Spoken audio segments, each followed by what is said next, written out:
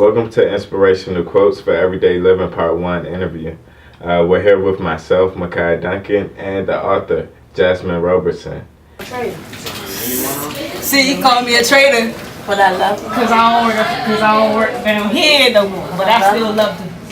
This is Miss Tony. She was a high one. This is Miss Tony. She always picking on me, but I love her though. She always keep me. Then not nobody else pick on. She keep me grounded though. What inspired you to write this book? Well, it started on Facebook. What I would do is I would go on Facebook and generally write how I feel, what my thoughts for the day were, and just whatever I was feeling at that particular time. Mm-hmm. Just to catch people's attention on what I was thinking at that particular time, and then watch the comments and watch how people respond to what I write.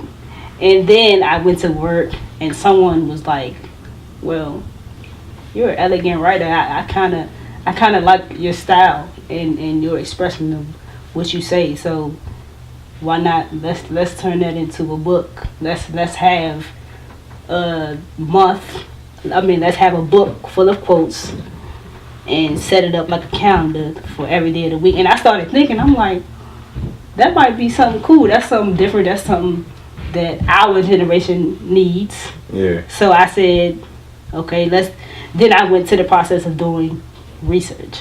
So it went from Facebook to writing a manuscript and to having a book. So the person that brought this idea up to you, Mm-hmm. that helped you create this idea at your job, are they close to you or? They're very close to me. She's her name is Joanne Hutchinson. She's like my recreation mother for working for DC Department of Parks and Rec, and she's been rocking with me ever since she started working at Emory. And she was just like, hey, I think that's what you should do. So some time went past and she'll check up on me and say, hey, what's going on with your writing process? How's the writing process going? Where are you with your research? Where are you with selecting a self-publishing company? Has anybody got back to you yet? So that's generally how that happened. I did some research. I actually researched three different self-publishing companies, and then this one particular company kept being consistent with me, even when I wasn't writing.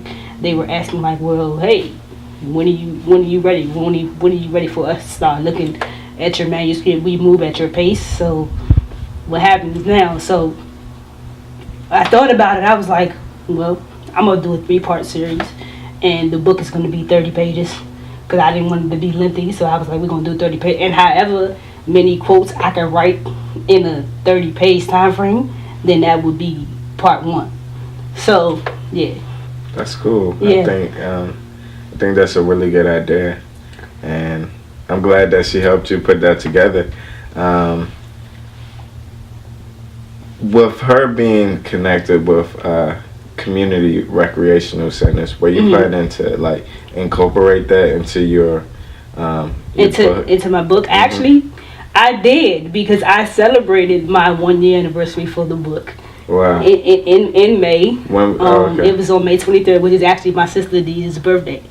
And they at that particular time I was working with DPR's teen office. So I was working with teenagers all the time.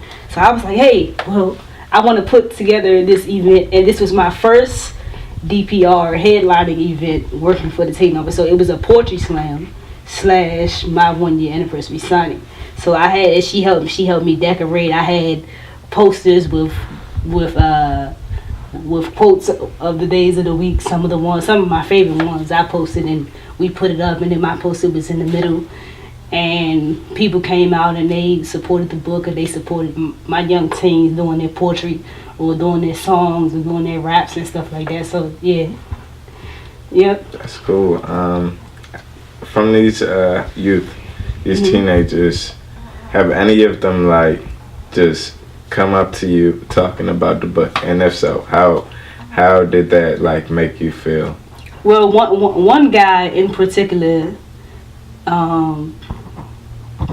his story is amazing to me, because he went He went to jail when he was 17, and he got out of jail when he I think he's 22. He's 22 or 23 now. He got charged with something, and what he did was he writes poetry now. So he has a book, and it's about him being incarcerated and him just finding a way of escape with writing.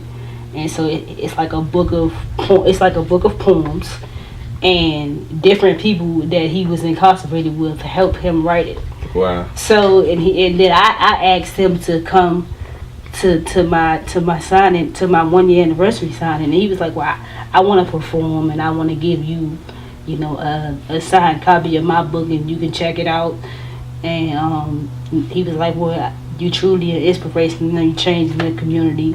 You really changing the way people think and their mindsets and their perception of what they go through. So I was like, wow. I'm sitting back like, then one of the football coaches, he was like, yeah, I'm gonna tell him come up here and be a part of your event, because that was his escape from staying out of trouble. He was like, well, I'm in here now and they already charged me what they gonna charge me with, but now I'm on the outside looking in now, so I can help other youth not go through the same thing that I went through. So that's pretty, that was like breathtaking for me, because I'm like, well, he's like, yeah, I remember when you first started coming up here and stuff. And so we connected, and he came and he performed, and I autographed a copy of my book. He also autographed a copy of his book, and he was like, yeah, I'm definitely going to keep this going, and we going to set up another event to get our youth out here to, just have fun and be a part of the craft. So yeah. Yeah, definitely. Yeah.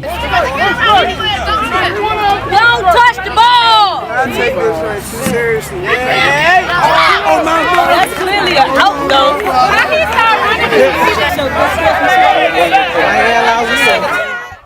So, for the people that have already purchased the book, what have they been telling you, and what feedback have you been getting from them?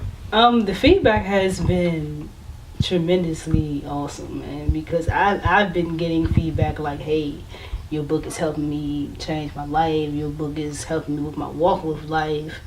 I read a quote every day. And that actually came from an individual that I met at the 2015. I mean, scratch that. It ain't 2015 yet. But 2014 for Sisters, WPGC for Sisters Only event. She has a copy of the book, and she says, hey, she writes me on Instagram and says, I read a quote a day. And she had just got the book.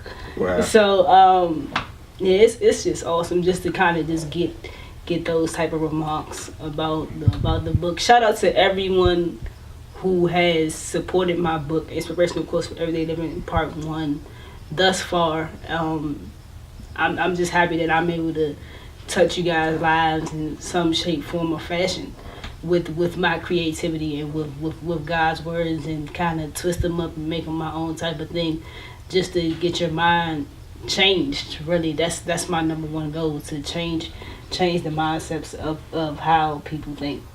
Yeah, so yeah, the feedback has been great.